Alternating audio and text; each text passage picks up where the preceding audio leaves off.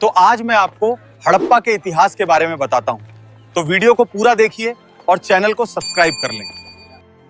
कहानी की शुरुआत किसी आर्कियोलॉजिस्ट से नहीं बल्कि एक भगोड़े से होती है। साल 1826 भारत का पंजाब इलाका जो आज पाकिस्तान में है, एक अंग्रेज सिपाही James Lewis British East India Company की सेना से भाग खड़ा हुआ था। उसे अपनी पहचान छुपानी थी, इसलिए उसने अपना नाम बदलकर चार्ल्स मैसन रख लिया। वह एक बंजारे की तरह घूम रहा था। तभी उसे एक अजीब जगह दिखाई दी। एक वीरान मैदान में ईंटों के बड़े बड़े टीले थे। वहाँ के स्थानीय लोग उन टीलों को भूतों का घर कहते थे। चार्ल्स मैसन ने अपनी डायरी में लिखा कि यहाँ एक विशाल प्राचीन शहर के खंडर हैं। यह जगह सिकंदर महान के समय की लग रही है। मैसन को अंदाजा नहीं था कि वह जिस चीज को देख रहा है वह सिकंदर से भी 2000 साल पुरानी है। वह हड़प्पा के खंडर देख रहा था, लेकिन उस वक्त किसी ने उसकी बात पर ध्यान नहीं दिया। 30 साल बाद 1856 में एक भयानक गलती हुई जिसने इतिहास को लगभग मिटा ही दिया था। अंग्रेज कराची से लाहौर तक रेलवे लाइन बिछा रहे थे। उन्हें पटरियों के नीचे बिछाने के लिए पत्थरों की जरूरत थी। मजदूरों को पास ही में हड़प्पा के खंडर मिले। वहाँ लाखों की तादाद में पक्की ईंटें पड़ी थीं। अंग्रेज इंजीनियरों ने सोचा, वाह, मुफ्त की ईंटें। बिना सोचे समझे उन्होंने हड़प्पा की हजारों साल पुरानी इमारतों को तोड़कर उनकी ईंटें रेलवे लाइन के नीचे बिछा दी। इतिहासकारों का कहना है कि लगभग 160 किलोमीटर लंबी रेलवे लाइन हड़प्पा की ईंटों पर टिकी है। अनजाने में दुनिया की सबसे पुरानी सभ्यता का एक बड़ा हिस्सा ट्रेन के पहियों के नीचे कुचल दिया गया। साल 1920 भारत में पुरातत्व विभाग के director general sir John Marshall थे। उनके साथ 2 भारतीय आर्कियोलॉजिस्ट काम कर रहे थे, दयाराम साहनी और राखाल दास बनर्जी। दयाराम साहनी ने हड़प्पा में खुदाई शुरू की और राखाल दास बनर्जी ने सिंध में एक और टीले को खोदना शुरू किया जिसे स्थानीय लोग मोहनजोदड़ो कहते थे, जिसका सिंधी भाषा में मतलब था मुर्दों का टीला। जैसे जैसे मिट्टी हटती गई, एक ऐसी दुनिया सामने आई जिसने पूरी दुनिया को चौंका दिया। यह कोई मामूली गांव नहीं था, यह एक मेट्रोपॉलिटन सिटी था। सीधी सड़कें जो एक दूसरे को 90 डिग्री पर काटती थीं, पक्की ईंटों के 2 मंजिला और 3 मंजिला घर, हर घर में अपना कुआं और बाथरूम, और सबसे हैरान करने वाली बात, कवर्ड ड्रेनेज सिस्टम। नालियां ढकी हुई थीं और हर घर का गंदा पानी मेन सीवर लाइन में जाता था। लंदन और पेरिस में भी उस वक्त ऐसा सीवेज सिस्टम नहीं था जैसा 5000 साल पहले भारत के लोगों ने बना लिया था। जॉन मार्शल ने पूरी दुनिया के सामने ऐलान किया कि भारत का इतिहास अब 2000 साल नहीं बल्कि 5000 साल पुराना हो गया है। सिंधु घाटी सभ्यता की सबसे बड़ी पहेली इसकी समानता है। हड़प्पा से लेकर मोहनजोदड़ो तक, लोथल से लेकर कालीबंगन तक यह सभ्यता 10 लाख वर्ग किलोमीटर में फैली थी, लेकिन हर शहर एक जैसा था। ईंटों का साइज हर जगह सेम था, बाट हर जगह सेम थे, सड़कों की चौड़ाई हर जगह सेम थी। बिना इंटरनेट, बिना फोन और बिना तेज गाड़ियों के इतने बड़े इलाके में इतना स्टैंडर्डाइजेशन कैसे संभव था? क्या कोई एक केंद्रीय सरकार थी जो सबको कंट्रोल करती थी, या ये लोग इतने अनुशासित थे कि खुद ही नियमों का पालन करते थे? आमतौर पर जब हम मिस्र या मेसोपोटामिया की पुरानी सभ्यताओं को देखते हैं तो वहाँ सबसे बड़ी इमारतें मंदिर या राजाओं के महल होती हैं, लेकिन सिंधु घाटी में ऐसा कुछ नहीं मिला। कोई बहुत बड़ा मंदिर नहीं, कोई बहुत बड़ा महल नहीं, कोई विशाल मूर्ति नहीं। वहाँ जो सबसे बड़ी इमारत मिली वो थी द ग्रेट बाथ, एक विशाल स्विमिंग पूल। इससे पता चलता है कि ये लोग धर्म या राजा को नहीं बल्कि सफाई और आम जनता को ज्यादा महत्व देते थे। यह शायद दुनिया की पहली डेमोक्रेटिक या समतावादी समाज था जहां अमीर और गरीब में ज्यादा फर्क नहीं था। लेकिन हर महान कहानी में एक अंधेरा कोना भी होता है। खुदाई के दौरान मोहनजोदड़ो में आर्कियोलॉजिस्ट्स को कुछ ऐसा मिला जिसने उनके रोंगटे खड़े कर दिए। सड़कों पर और सीढ़ियों पर बिखरे हुए कंकाल। ऐसा लग रहा था जैसे कोई अचानक मौत आई और लोग जहां थे वहीं मर गए। किसी ने भागने की कोशिश नहीं की, किसी को दफनाने का मौका नहीं मिला। इन कंकालों को देखकर एक सवाल खड़ा हुआ, क्या हुआ था उस दिन? क्या कोई बाढ़ आई थी, या कोई महामारी, या फिर जैसा कि कुछ विवादित थ्योरीज कहती हैं, क्या वहाँ कोई महायुद्ध हुआ था जिसे हम महाभारत कहते हैं, या कोई परमाणु विस्फोट? इस सभ्यता की लिपि आज तक पढ़ी नहीं जा सकी है। वो पत्थर जिन पर अजीबोगरीब जानवर और चिन्ह बने हैं वो खामोश हैं। इतिहासकारों के लिए दुनिया का सबसे बड़ा सरदर्द क्या है? मिस्र के पिरामिडों के अंदर लिखी इबारतों को हम पढ़ सकते हैं, मेसोपोटामिया की मिट्टी की तख्तियों को हम पढ़ सकते हैं, लेकिन सिंधु घाटी की लिपि आज भी एक गूंगी पहेली बनी हुई है। खुदाई में हमें हजारों की तादाद में छोटी छोटी मोहरें मिली हैं। ये सेल खड़ी पत्थर की बनी हैं। इन पर अजीबोगरीब चिन्ह बने हैं, मछली, जार, तीर और आदमी। कुल मिलाकर 400 से ज्यादा चिन्ह मिले हैं। समस्या क्या है? समस्या यह है कि हमें आज तक कोई रोजेटा स्टोन नहीं मिला। सिंधु घाटी के लोगों ने अपनी भाषा का कोई अनुवाद नहीं छोड़ा। कुछ विद्वान कहते हैं कि यह द्रविड़ भाषा की पूर्वज है, कुछ कहते हैं यह संस्कृत से जुड़ी है, और कुछ पश्चिमी विद्वान तो यहाँ तक कहते हैं कि यह कोई भाषा है ही नहीं, ये सिर्फ सिंबल्स या लोगो हैं, जैसे आज ट्रैफिक साइन या कंपनी के लोगो होते हैं। हम नहीं जानते कि वे क्या लिख रहे थे, क्या वो भगवान के मंत्र थे या सिर्फ सामान की रसीद। सिंधु घाटी की मुहरों पर सबसे ज्यादा जिस जानवर की तस्वीर मिली है वह शेर या हाथी नहीं है, वह है एक सींग वाला जानवर। हजारों मुहरों पर एक ऐसा जानवर बना है जिसका शरीर बैल जैसा है, लेकिन सिर पर सिर्फ एक लंबा सींग है। उसके सामने एक अजीब सा स्टैंड रखा होता है। सवाल, क्या 5000 साल पहले भारत में यूनिकॉर्न होते थे? जीव विज्ञान कहता है नहीं। तो फिर ये क्या था? शायद यह एक बैल का साइड प्रोफाइल है जहां दूसरा सींग पहले सींग के पीछे छुप गया है, या शायद यह उनका कोई धार्मिक प्रतीक था जैसे आज हम नंदी या गरुड़ को मानते हैं, या शायद यह उस जमाने के सबसे ताकतवर व्यापारी या शासक वर्ग का बैज था। जो भी इस मुहर को दिखाता था उसे वीआईपी ट्रीटमेंट मिलता था। अब चलते हैं गुजरात के लोथल शहर में। 1954 में जब यहाँ खुदाई हुई तो एक विशाल ईंटों का तालाब मिला। पहले लगा यह कोई जलाशय है, लेकिन जब इसकी इंजीनियरिंग को समझा गया तो सबके होश उड़ गए। यह दुनिया का सबसे पुराना डॉकयार्ड था। सिंधु घाटी के लोग हाइड्रोलिक इंजीनियरिंग के उस्ताद थे। उन्होंने समुद्र और साबरमती नदी के पानी को शहर तक लाने के लिए एक नहर बनाई। उन्होंने टाइडल लॉक सिस्टम बनाया था, यानी जब ज्वार आता तो जहाज अंदर आ जाते और जब पानी कम होता तो लकड़ी के दरवाजे बंद कर दिए जाते ताकि जहाज कीचड़ में न फंसे। लोथल से मोहरें मिली हैं जो फारस की खाड़ी और ओमान की हैं। मेसोपोटामिया के राजाओं ने अपने लेखों में लिखा है कि वे मेलुहा नाम के देश से सामान मंगवाते थे। इतिहासकार मानते हैं कि मेलुहा ही सिंधु घाटी सभ्यता का असली नाम था। ये लोग दुनिया के पहले इंटरनेशनल बिजनेसमैन थे जो कारेलियन मनके, हाथी दांत और मोर निर्यात करते थे। मोहनजोदड़ो की खुदाई में 10.5 सेंटीमीटर की एक छोटी सी कांसे की मूर्ति मिली जिसे दुनिया डांसिंग गर्ल कहती है। यह मूर्ति उस जमाने की मनोविज्ञान और फैशन को समझने की खिड़की है। वह लड़की नग्न है, लेकिन उसके एक हाथ में ऊपर से नीचे तक चूड़ियां भरी हुई हैं। उसका एक हाथ कमर पर है और सिर थोड़ा पीछे झुका हुआ है। उसके चेहरे पर एक गजब का आत्मविश्वास है। ब्रिटिश आर्कियोलॉजिस्ट मॉन्टिमर व्हीलर ने कहा था कि इस छोटी सी लड़की के खड़े होने के अंदाज में एक अजीब सी अकड़ है, जैसे वो पूरी दुनिया को जानती हो। इससे पता चलता है कि उस समाज में महिलाओं की स्थिति दबी कुचली नहीं थी। वे कला प्रेमी थे, फैशन जानते थे और धातुओं को पिघलाकर ढालना जानते थे। अगर आप जानना चाहते हैं कि कोई समाज कितना खुशहाल है तो वहाँ के बच्चों के खिलौने देखिए। सिंधु घाटी से हमें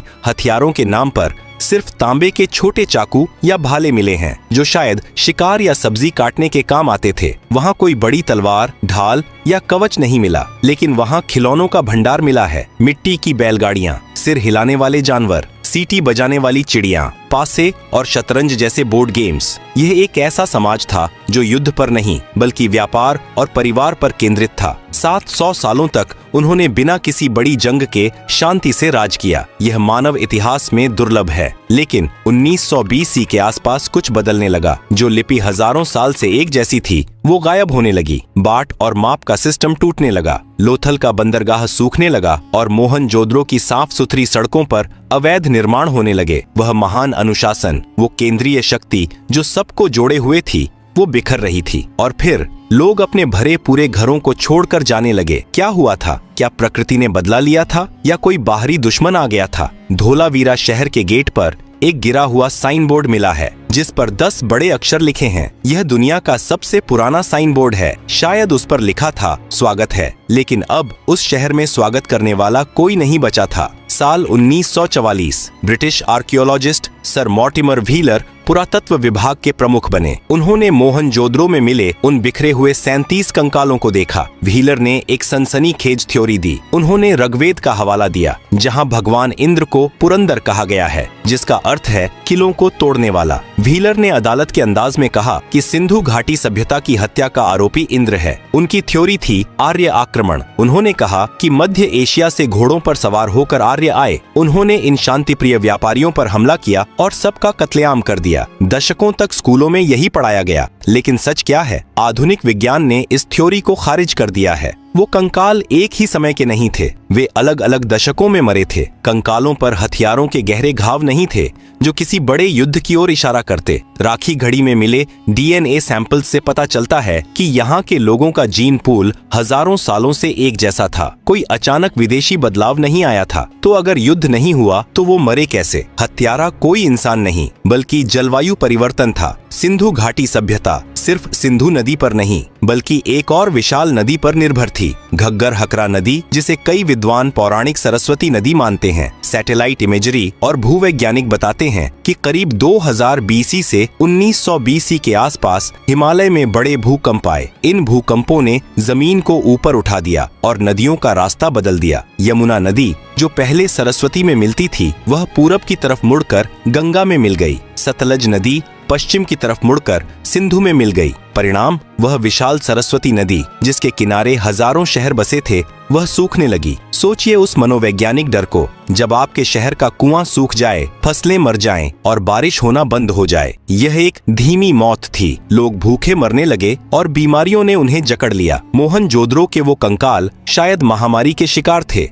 युद्ध के नहीं। अब बात करते हैं उस सबसे विवादित और रहस्यमयी थ्योरी की जो अक्सर इंटरनेट पर तैरती है। क्या मोहनजोदड़ो में 4000 साल पहले परमाणु विस्फोट हुआ था? दावा किया जाता है कि मोहनजोदड़ो में एक खास जगह है जहां रेडियो एक्टिव राख मिली है। वहां के पत्थर पिघलकर कांच बन गए हैं जो सिर्फ 1500 डिग्री सेल्सियस से ऊपर के तापमान पर होता है। महाभारत के सौप्तिक पर्व में एक ब्रह्मास्त्र का जिक्र है जिसकी चमक हजारों सूर्यों जैसी थी। लेकिन वैज्ञानिक सच यह है कि यह थ्योरी सुनने में रोमांचक है, पर विज्ञान इसे नहीं मानता। वो पिघले हुए पत्थर परमाणु बम से नहीं बल्कि मिट्टी के बर्तनों की भट्टियों के ज्यादा गर्म होने से बने थे। रेडियो एक्टिविटी का कोई ठोस सबूत किसी भी प्रतिष्ठित लैब ने कंफर्म नहीं किया है। वो राख सदियों से जमा हुई धूल और ईंटों का चूरा था। लेकिन यह सच है कि महाभारत में वर्णित द्वारका नगरी का डूबना और सिंधु घाटी का पतन एक ही कालखंड के आसपास हो सकता है। जब नदियां सूख गईं और शहर रहने लायक नहीं बचे तो लोगों ने क्या किया? उन्होंने पलायन शुरू किया। वे अपने आलीशान पक्के घरों, ड्रेनेज सिस्टम और स्विमिंग पूल को छोड़कर पूरब और दक्षिण की तरफ चल पड़े। वे गंगा यमुना के मैदानों और गुजरात महाराष्ट्र के इलाकों में जाकर बस गए। लेकिन एक त्रासदी हुई। नए इलाकों में संसाधन कम थे। उन्हें वापस गांव की तरफ लौटना पड़ा। अगली कुछ सदियों में लिखना पढ़ना भुला दिया गया। ईंटों के स्टैंडर्ड साइज का ज्ञान खो गया। इंटरनेशनल ट्रेड बंद हो गया। इसे इतिहास में शहरीकरण का अंत कहा जाता है। भारत 1000 साल पीछे चला गया। तो क्या सिंधु घाटी सभ्यता पूरी तरह मर गई? नहीं, शहर मरे थे, लोग नहीं। सिंधु घाटी के लोग कहीं गायब नहीं हुए, वे हम बन गए। आज भी हम जिस तरह नमस्ते करते हैं, जिस तरह मांग में सिंदूर भरते हैं, जिस तरह पीपल के पेड़ की पूजा करते हैं या जिस तरह अपनी साधी पहनते हैं, यह सब हमें किसी किताब ने नहीं सिखाया। यह हमारे डीएनए में 5000 साल से चला आ रहा है। हड़प्पा की ईंटें टूट गईं, लेकिन उनकी संस्कृति आज भी भारत की आत्मा में सांस ले रही है। लेकिन एक सवाल अभी भी बाकी है। राखी घड़ी की हालिया डीएनए रिपोर्ट ने एक ऐसा खुलासा किया है जिसने आर्य सिद्धांत और भारतीय इतिहास की किताबों को बदलने की चुनौती दे दी है। क्या हम सच में बाहर से आए थे या हम हमेशा से यहीं थे?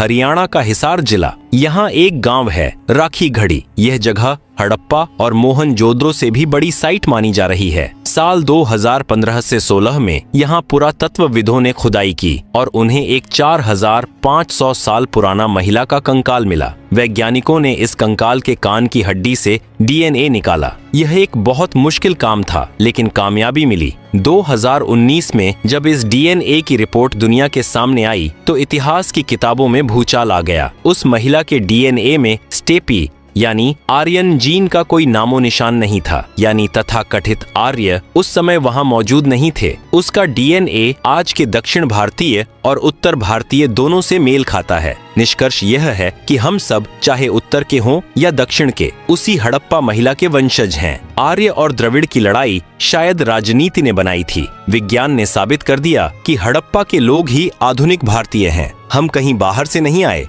हम हमेशा से यहीं थे। अब चलते हैं उत्तर प्रदेश के बागपत जिले में सनौली गांव।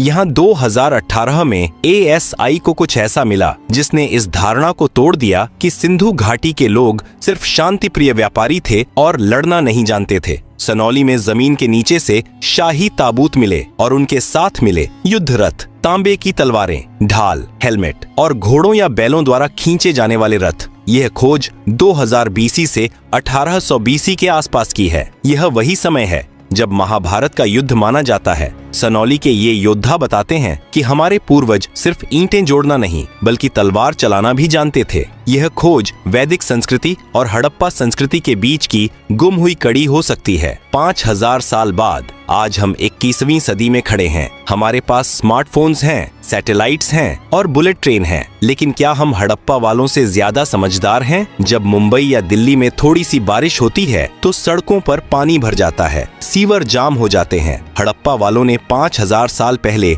ऐसी नालियां बनाई थीं जो कभी जाम नहीं होती थीं। उन्होंने पानी की एक एक बूंद की कीमत समझी थी। इतिहास की चेतावनी है कि सिंधु घाटी सभ्यता किसी दुश्मन की तलवार से नहीं बल्कि पर्यावरण बदलाव से खत्म हुई थी। उन्होंने नदियों के सूखने और मानसून के बदलने का सामना किया। आज हम उसी मोड़ पर खड़े हैं। ग्लेशियर्स पिघल रहे हैं, मौसम बदल रहा है। हड़प्पा के खंडर हमें चीख चीख कर कह रहे हैं कि अगर तुम प्रकृति के साथ नहीं चलोगे तो तुम्हारे बड़े बड़े शहर भी एक दिन मुर्दों का टीला बन जाएंगे। कहानी के अंत में आइए एक नजर अपने आप पर डालें। जब आप सुबह उठकर नहाते हैं, जब आप हाथ जोड़कर नमस्ते करते हैं, जब एक भारतीय महिला अपनी मांग में सिंदूर भरती है, जब हम पीपल के पेड़ या नंदी की पूजा करते हैं, यहाँ तक कि जिस शतरंज को हम खेलते हैं, यह सब हमें हड़प्पा सभ्यता ने दिया है। सभ्यताएं मरती नहीं हैं, वे बस अपना रूप बदल लेती हैं। सिंधु घाटी सभ्यता की ईंटें भले ही रेलवे लाइन के नीचे दब गई हों, लेकिन उसकी आत्मा आज भी 140 करोड़ भारतीयों के दिल में धड़क रही है। 1826 में चार्ल्स मैसन ने जिसे सिकंदर का समय समझा था, वह असल में हमारी अपनी कहानी थी। एक ऐसी कहानी जो कभी खत्म नहीं हुई। हम ही हड़प्पा हैं, हम ही मोहनजोदड़ो हैं।